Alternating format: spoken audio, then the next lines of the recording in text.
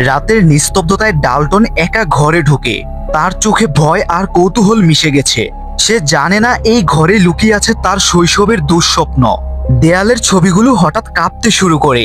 বাতাস ভারী হয়ে আসে, আলো একবার জ্বলে ওঠে আবার নিভে যায়। ঘরের কোণে তখন দেখা যায় সেই ভয়ঙ্কর লাল দরজা।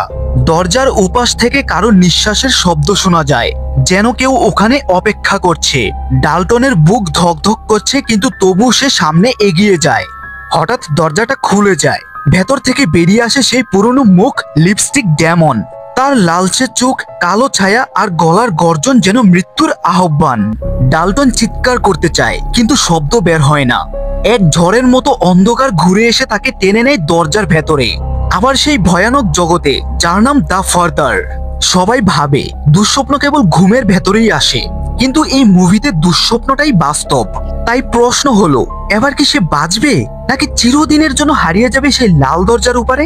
আপনি অবশ্যই তা কমেন্ট করে জানাবেন।